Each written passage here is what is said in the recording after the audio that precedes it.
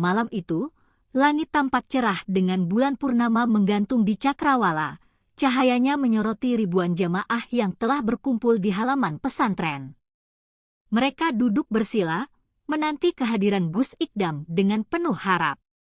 Suasana syahdu menyelimuti tempat itu, hanya terdengar bisikan zikir yang menggema di antara rimbunan pohon-pohon tua yang mengelilingi pesantren. Udara malam terasa sejuk, namun entah mengapa, ada getaran aneh yang mengendap di antara desir angin. Seolah-olah malam ini tidak akan berjalan seperti biasanya. Sebuah mobil perlahan memasuki halaman pesantren, sorot lampunya memecah kegelapan. Dari dalam kendaraan itu, Gus Ikdam turun dengan langkah tegap, mengenakan jubah putih bersih yang berkilauan di bawah rembulan. Senyum ramahnya menyapa para santri dan jamaah yang berebut ingin bersalaman. Namun, di balik keramaian itu, beberapa santri yang memiliki kepekaan batin mulai merasa ada sesuatu yang tidak beres. Hawa dingin tiba-tiba menyelinap, membuat bulu kuduk mereka berdiri tanpa sebab. Ketika Gus Ikdam menaiki panggung sederhana yang telah disiapkan, beberapa santri yang duduk di barisan depan saling berpandangan. Salah seorang dari mereka, seorang santri sepuh yang telah lama mondok di pesantren, berbisik pelan, "Hus, kau merasakan sesuatu?" Temannya mengangguk, matanya menatap lekat ke arah pepohonan di pinggir pesantren. Di balik bayangan malam, seolah ada sosok yang berdiri memandang dari kejauhan, hanya tampak samar namun menghadirkan kegelisahan yang mencekam. Sementara itu, Gus Ikdam tetap tenang. Ia sudah terbiasa dengan energi-energi yang mencoba mengusiknya ketika berdakwah. Namun, kali ini terasa berbeda. Ada sesuatu yang lebih kuat, lebih pekat, seakan-akan sebuah kekuatan gelap telah menunggu momen untuk menyerang. Dalam hati, ia membaca doa perlindungan, merasakan kehangatan iman membungkus jiwanya. Dari kejauhan, angin mendadak berembus kencang, mengibarkan sorbannya yang tersampir di bahu. Para jamaah mulai merasa gelisah, meskipun tidak tahu pasti apa yang terjadi. Langit yang tadinya cerah perlahan ditutupi awan hitam tipis. Suara jangkrik yang sejak tadi meramaikan malam, kini mendadak senyap. Seorang jamaah yang duduk di dekat panggung tiba-tiba menggigil, meskipun ia mengenakan jaket tebal. Ia melihat ke arah belakang, ke deretan pepohonan yang tampak lebih gelap dari biasanya. Ada yang tidak beres, gumamnya pelan. Namun sebelum ia bisa berkata lebih jauh, suara Gus Ikdam yang lembut namun berwibawa menggema di udara, memecah keheningan. "Saudara-saudaraku, malam ini kita berkumpul di sini bukan hanya untuk mendengar ceramah, tapi juga untuk memperkuat iman kita. Sebab di dunia ini, bukan hanya manusia yang menyaksikan kita." Ia berhenti sejenak, menatap ke arah pepohonan yang gelap. Seakan-akan ia tahu ada mata-mata yang mengawasinya dari kegelapan. Sebuah senyum tipis terukir di wajahnya. "Maka siapapun yang berniat buruk, kembalilah sebelum terlambat." Suasana hening. Angin kembali berembus, membawa aroma tanah basah yang semakin menusuk. Malam baru saja dimulai, namun firasat buruk semakin menguat. Di sebuah desa terpencil di Madura, seorang pria tua duduk bersila di dalam gubuk yang dipenuhi asap dupa. Sorot matanya tajam dan penuh kebencian, bibirnya bergerak-gerak merapalkan mantra dalam bahasa kuno yang hanya dimengerti segelintir orang. Dia adalah Ki Renggo, dukun santet yang namanya ditakuti di penjuru Madura. Malam ini, ia mendapatkan tugas besar menghancurkan Gus Ikdam. Sebuah amplop berisi uang telah ia terima dari seseorang yang tak menyukai dakwah sang ulama. Bagi Ki Renggo, ini bukan hanya soal uang, tapi juga soal harga diri. "Banyak kiai yang tumbang di tanganku," gumamnya sambil menancapkan jarum ke boneka jerami. Di tengah ritualnya, angin malam bertiup kencang, membuat nyala api di lentera kecil yang tergantung di sudut ruangan berkedip-kedip tak beraturan. Dari dalam mangkuk tanah liat di hadapannya, asap hitam berputar, membentuk wajah seseorang, wajah Gus Ikdam. Ki Renggo tersenyum sinis, merasa telah berhasil mengunci keberadaan targetnya. Tangannya mulai gemetar saat ia mengangkat segumpal tanah kuburan yang sudah dicampur dengan darah ayam hitam. Saat ini juga, kau akan merasakan sengsaranya ilmu yang kuturunkan, desisnya. Dengan satu hembusan napas, ia meniup tanah itu, mengirimkannya ke arah bayangan wajah Gus Ikdam dalam asap. Di pesantren, Gus Ikdam yang tengah bersiap memulai ceramah tiba-tiba merasakan tubuhnya berat. Dadanya seperti ditindih oleh sesuatu yang tak kasat mata. Seketika ia menyadari bahwa ada kekuatan jahat yang sedang mengarah kepadanya. Beberapa santri yang duduk paling dekat dengannya mulai merasa pusing, bahkan ada yang tanpa sadar memegangi kepala mereka seakan menahan rasa nyeri. Suasana yang sebelumnya khusyuk kini terasa aneh, seolah ada tekanan tak terlihat yang menyelimuti seluruh area pesantren. Tiba-tiba, lampu-lampu yang menerangi halaman pesantren berkedip-kedip. Sebagian mati, meninggalkan bayangan-bayangan panjang di sekitar tempat duduk jamaah. Seekor burung gagak hitam melintas rendah, mengeluarkan suara parau yang membuat beberapa orang merinding. Gus Ikdam menutup matanya sejenak, merasakan hawa jahat yang semakin menebal. Dalam hatinya, ia membaca doa perlindungan, memohon kepada Allah agar cahaya kebenaran tetap terjaga. Namun, firasatnya mengatakan bahwa serangan ini belum mencapai puncaknya. Di tempatnya, Ki Renggo membuka mata, yakin bahwa santetnya telah mengenai sasaran. Namun, saat ia hendak tersenyum puas, tiba-tiba hawa panas membakar telapak tangannya. Ia terkejut, melihat tanah kuburan yang tadi ia gunakan kini berwarna merah seperti bara api. Sebelum ia sempat berpikir lebih jauh, suara bisikan halus menggema di gubuknya, lirih namun mengancam. Kau telah menyerang orang yang dilindungi cahaya. Ki Renggo tersentak, matanya membelalak. Selama puluhan tahun, belum pernah ada yang bisa menolak santetnya, apalagi sampai berbalik menyerang dirinya. Di pesantren, Gus Ikdam perlahan membuka matanya. Tatapannya tajam menembus gelapnya malam. Ia tahu ada seseorang yang berusaha mencelakainya dari kejauhan. Senyum tipis terukir di wajahnya. Jika kau mengira bisa menjatuhkan seorang hamba yang berpegang pada keimanan, maka bersiaplah menghadapi akibatnya, gumamnya pelan. Angin kembali berhembus, lebih kuat dari sebelumnya. Di tempatnya, Ki Renggo mulai merasakan ketakutan yang belum pernah ia rasakan sebelumnya.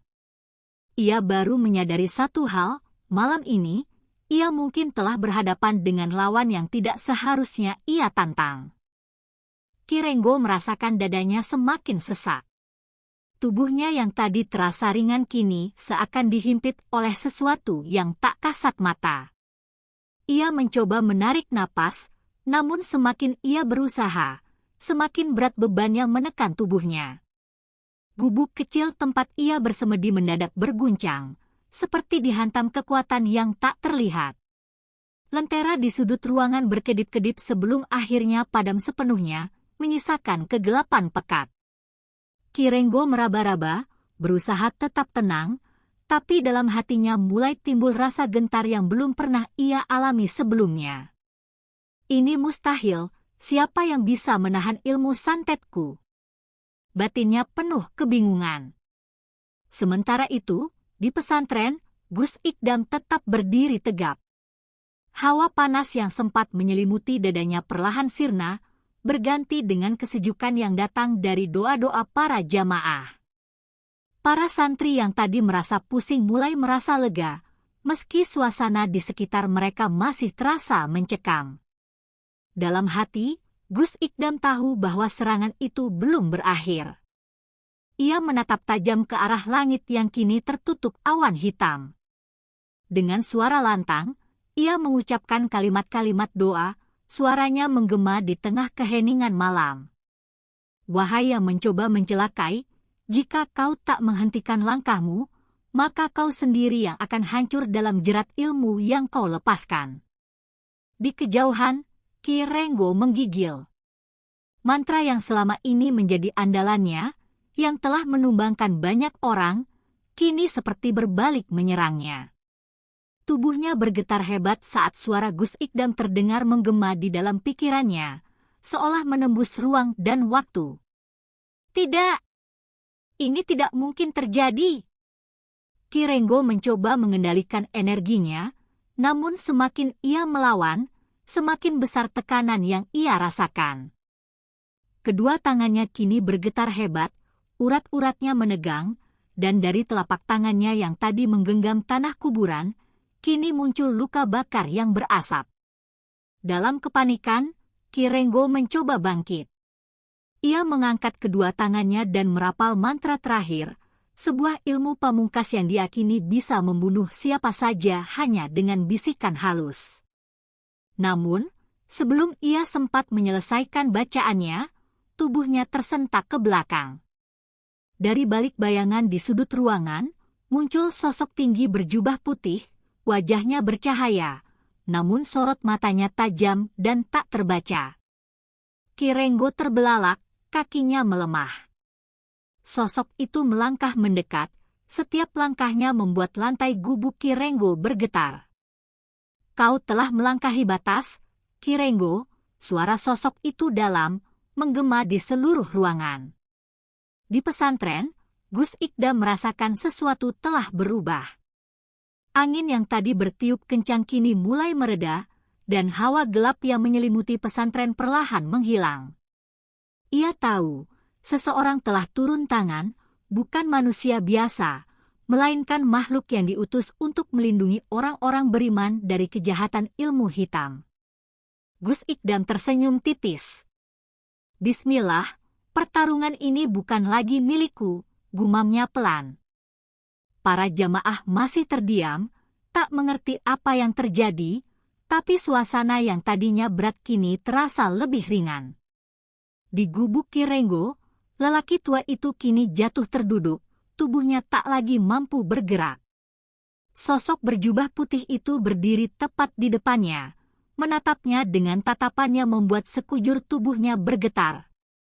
Kau diberi kesempatan untuk bertobat, atau kau akan menanggung akibat dari perbuatanmu sendiri, suara itu bergema. Ki Renggo terisak, keringat dingin membasahi tubuhnya. Untuk pertama kalinya dalam hidupnya, ia merasakan ketakutan yang tak mampu ia lawan. Sebuah pilihan kini ada di tangannya, melanjutkan kebencian atau menyerah pada kuasa yang lebih besar darinya. Ki Renggo merasakan jantungnya berdegup kencang, keringat dingin membasahi tubuh tuanya. Sosok berjubah putih itu masih berdiri tegak di hadapannya, menatapnya dengan tatapan yang seakan menembus hingga ke dalam jiwanya. Udara di dalam gubuk terasa semakin berat, seolah ada kekuatan tak kasat mata yang menekan tubuhnya. Napasnya tersengal, bibirnya gemetar, namun hatinya masih dipenuhi ego dan kebencian. Aku tak mungkin kalah. Aku adalah dukun terkuat di Madura. Pikirnya dalam hati, berusaha mencari celah untuk membalas. Namun, tubuhnya sendiri kini seakan tak lagi mendengarkan perintahnya. Di luar, langit yang tadinya diselimuti awan hitam mulai terang kembali. Di pesantren, Gus Ikdam menghela napas panjang, merasakan energi jahat yang perlahan melemah. Ia menatap para santri yang masih kebingungan, lalu berkata dengan suara tenang namun tegas, "Jangan takut. Kegelapan tidak akan mampu menelan cahaya jika kita tetap berada di jalan yang benar." Para jamaah mulai berbisik-bisik, sebagian dari mereka merasa lega, sementara yang lain masih merasakan sisa-sisa hawa mencekam yang tadi menyelimuti tempat itu. Namun, dalam hati Gus Ikdam, ia tahu bahwa pertarungan ini belum sepenuhnya berakhir. Di dalam gubuk yang remang, Ki Renggo menggertakkan giginya. Matanya menatap sosok berjubah putih itu dengan kebencian yang masih menyala. "Siapa kau sebenarnya? Kenapa kau mencampuri urusanku?" Suaranya serak, dipenuhi kemarahan. Sosok itu tetap diam sejenak, sebelum akhirnya menjawab dengan suara yang tenang namun menggema, "Aku bukan lawanmu, Ki Renggo. Aku hanya utusan untuk mengingatkanmu sebelum semuanya terlambat." Seketika, tubuh Ki Renggo kembali tersentak. Ia merasakan sesuatu yang belum pernah ia rasakan sebelumnya, bukan sekadar ketakutan, melainkan perasaan seakan dosa-dosanya selama ini mulai menekan jiwanya. Namun, egonya masih terlalu besar. Dengan sisa tenaga yang ia miliki, Ki Renggo menggenggam segenggam abu dari ritual santetnya dan meniupnya ke arah sosok itu. Abu itu beterbangan di udara, namun alih-alih menyerang, abu itu justru berbalik arah, menghantam wajahnya sendiri. Seketika tubuhnya terlempar ke belakang, membentur dinding bambu gubuknya yang mulai rapuh. Jeritan tertahan keluar dari bibirnya, matanya membelalak melihat kedua tangannya yang kini mulai menghitam seperti arang.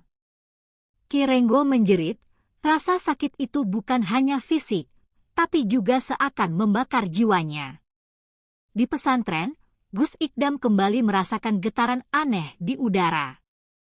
Ia menutup matanya sejenak, merasakan ada sesuatu yang berubah dalam energi Ki Renggo. Ia tahu ini adalah kesempatan terakhir bagi sang dukun untuk bertobat, atau justru jatuh semakin dalam ke dalam kegelapan. Dengan suara lirih, ia mengucapkan doa, memohon agar Ki Renggo diberikan petunjuk sebelum semuanya terlambat.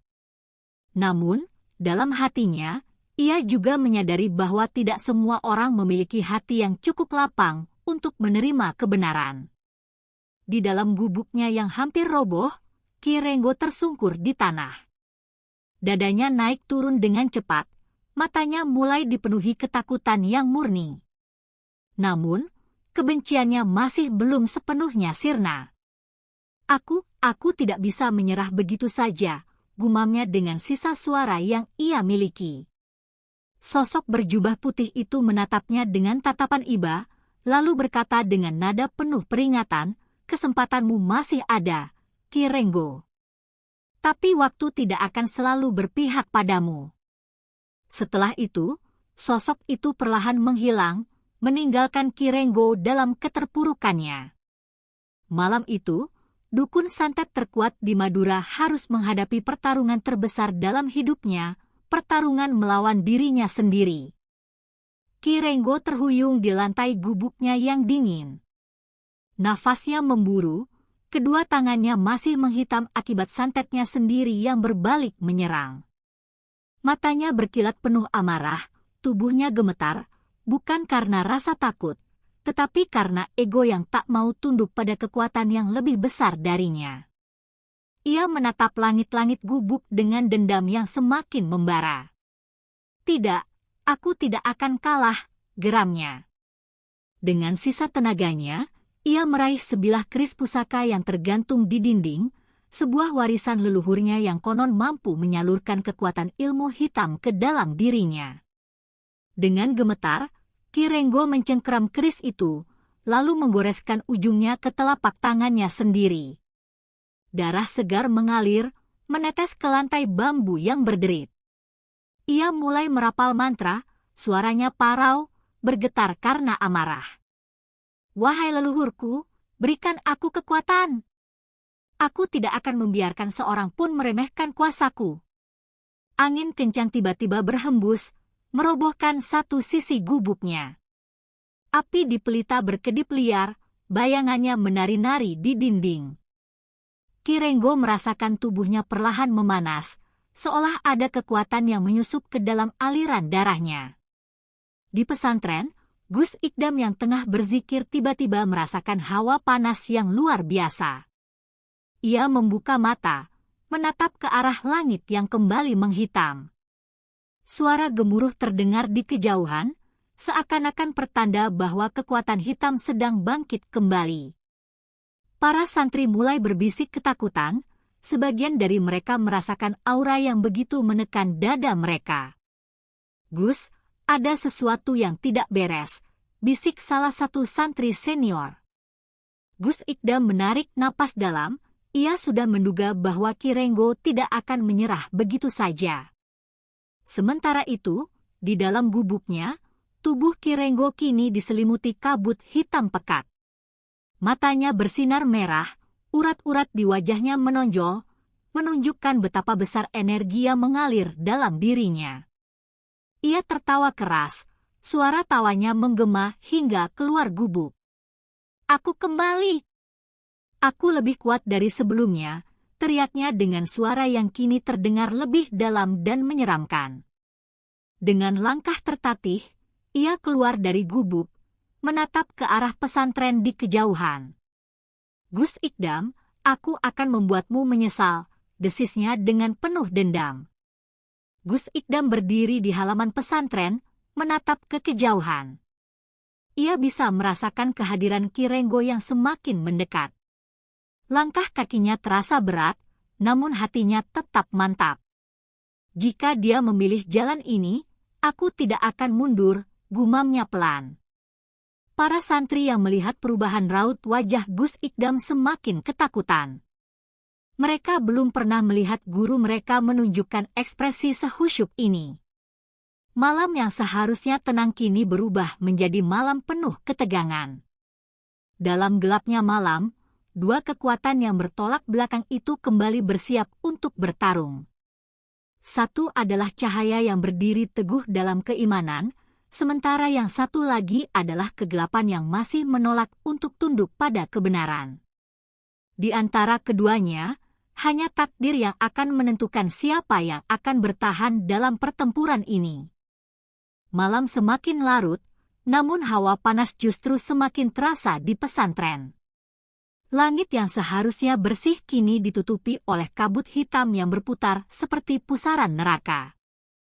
Kilatan petir sesekali menyambar, tetapi tak bersuara, hanya menyisakan cahaya yang menyilaukan sekejap mata. Para santri mulai merasakan tubuh mereka menggigil, bukan karena dingin, tetapi karena aura jahat yang semakin mendekat. "Gus, apa ini pertanda bahwa sesuatu akan terjadi?" tanya seorang santri dengan suara bergetar. Gus Ikdam tetap diam, matanya tajam menatap ke arah gerbang pesantren. Ia tahu, Ki Renggo sedang datang dengan murka. Tiba-tiba, angin berhembus kencang, menerbangkan daun-daun kering di halaman pesantren. Beberapa santri yang tak kuat langsung jatuh terduduk, dada mereka terasa sesak. Suara gemeretak dari kejauhan terdengar seperti derap kaki ribuan makhluk tak kasat mata yang bergerak serentak. Lalu, dari balik bayangan pepohonan, muncul sosok Ki Renggo. Tubuhnya kini lebih menyerupai siluman, dengan urat-urat hitam membelit kulitnya, matanya merah menyala, dan tangannya mengeluarkan asap hitam pekat. "Gus Ikdam, malam ini kau akan menyesal telah menantangku," suaranya bergema seperti suara dari dunia lain. Para santri langsung mundur ketakutan, hanya tinggal beberapa yang masih berdiri, termasuk santri-santri senior. Namun Gus Ikdam tetap tenang. Ia melangkah maju, lalu dengan suara lembut namun penuh wibawa, ia berkata, "Ki Renggo, sampai kapan kau akan membiarkan dirimu dikuasai kebencian? Kegelapan yang kau panggil hanya akan menjadi bumerang bagimu sendiri." Ki Renggo menggeram marah, kepalanya sedikit menunduk seperti binatang buas yang bersiap menerkam mangsanya. "Cukup bicaramu. Aku tidak akan mendengar ceramah kosongmu." Tanpa peringatan, Ki Renggo melesat maju, tangannya yang penuh energi hitam terulur lurus ke arah Gus Ikdam. Namun sebelum bisa menyentuhnya, tiba-tiba tubuhnya terpental ke belakang seperti dihantam sesuatu yang tak terlihat. Ki Renggo mengerang kesakitan, matanya membelalak. Ia menatap Gus Ikdam yang masih berdiri tegak, tubuhnya diliputi cahaya redup yang lembut. Kau telah dilindungi." Ki Renggo menggertakkan giginya. Ia merasa kekuatannya semakin menggebu, tetapi sekaligus semakin terancam oleh kehadiran sosok di hadapannya. Gus Ikdam mengangkat tangannya, membaca ayat suci dengan suara pelan namun menggema di seluruh halaman pesantren. Suaranya seperti mengguncang langit, membuat kabut hitam perlahan memudar. Ki Renggo menjerit, tubuhnya terasa seperti terbakar dari dalam. Namun alih-alih menyerah, ia justru semakin berani. Kalau begitu, kita lihat siapa yang lebih kuat. Dengan sekali hentakan, ia menancapkan tangannya ke tanah. Seketika, tanah di sekitar pesantren bergetar hebat. Dari bawah muncul tangan-tangan hitam berlendir yang berusaha mencengkeram kaki para santri. Jeritan ketakutan pecah di seluruh pesantren. Gus Ikdam tetap tidak bergeming. Dengan satu hembusan napas, ia menunduk dan menyentuhkan telapak tangannya ke tanah. Dengan izin Allah, kembalilah ke tempatmu, bisiknya pelan. Seketika, cahaya keemasan menyebar dari tangannya, menyelimuti halaman pesantren. Satu persatu tangan-tangan hitam itu lenyap, meninggalkan tanah yang kembali bersih. Ki Renggo terbelalak. Tidak mungkin, jeritnya. Kini, ia mulai merasakan sesuatu yang selama ini tak pernah ia rasakan, ketakutan. Ki Renggo terhuyung ke belakang, tubuhnya gemetar oleh amarah dan ketakutan yang bercampur menjadi satu. Nafasnya memburu, matanya menyalang memandang Gus Ikdam yang tetap berdiri tegap, seolah tak terpengaruh oleh kekuatan hitam yang ia lepaskan. Tidak mungkin! Ki Renggo menggeram, tangannya terkepal kuat hingga kuku-kukunya yang hitam melukai telapak tangannya sendiri. Ia tidak percaya bahwa kekuatan santet yang telah ia asah bertahun-tahun kini terhempas begitu saja hanya oleh bacaan doa seorang ulama. Kau pikir bisa menyingkirkanku hanya dengan itu? Aku belum selesai. Tiba-tiba, Ki Renggo mengeluarkan sebilah keris pusaka dari balik jubahnya. Keris itu berwarna pekat, mengeluarkan asap hitam yang berputar-putar di sekeliling bilahnya. Begitu ia genggam erat, tanah di sekitar pesantren kembali bergetar, lebih kuat dari sebelumnya. Udara menjadi berat, seolah setiap tarikan nafas terasa seperti ditarik oleh tangan-tangan gaib yang tak kasat mata. Para santri yang masih bertahan kini semakin sulit berdiri. Beberapa di antaranya jatuh tersungkur sambil beristighfar. Keris ini telah meminum darah ratusan orang.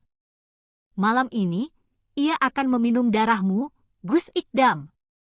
Dengan kecepatan yang mustahil bagi manusia biasa, Ki Renggo menerjang, menghunuskan kerisnya ke arah dada Gus Ikdam.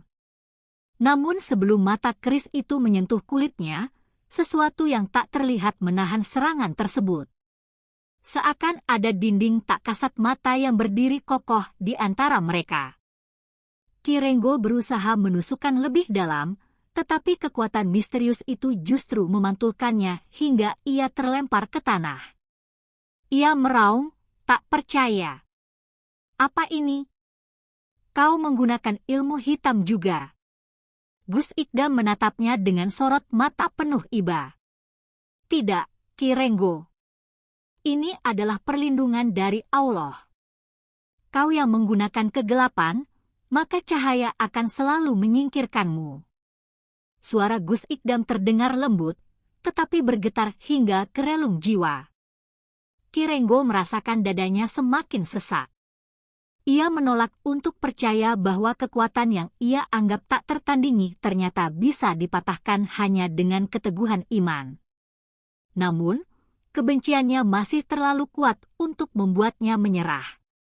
Ia mengangkat kerisnya tinggi-tinggi, lalu menghunjamkan ke tanah dengan penuh amarah. Seketika, ledakan besar terjadi. Angin bertiup liar, menyapu halaman pesantren hingga membuat pohon-pohon besar berderak seperti hendak tumbang. Kilatan api muncul dari dalam tanah, membentuk pusaran api yang siap menelan siapapun di sekitarnya. Para santri menjerit ketakutan, Sebagian berpegangan pada pilar-pilar masjid agar tak terseret angin yang menggila. Namun Gus Ikdam tetap berdiri tegap di tengah kepanikan itu. Dengan tangan yang tetap terangkat, ia melantunkan doa-doa dengan penuh keyakinan. Hasbunallahu wa ni'mal wakil. La haula wa la quwata illa billah. Cahaya keemasan mendadak muncul dari tubuhnya, mengembang seperti gelombang air yang menenangkan badai. Angin panas yang tadi menggila seketika mereda, api yang membara perlahan padam. Ki Renggo yang masih terduduk di tanah menatap pemandangan itu dengan mata membelalak. Seluruh kekuatannya, seluruh ilmu hitam yang ia banggakan, kini terasa sia-sia di hadapan seorang ulama yang hanya bersenjatakan iman dan doa.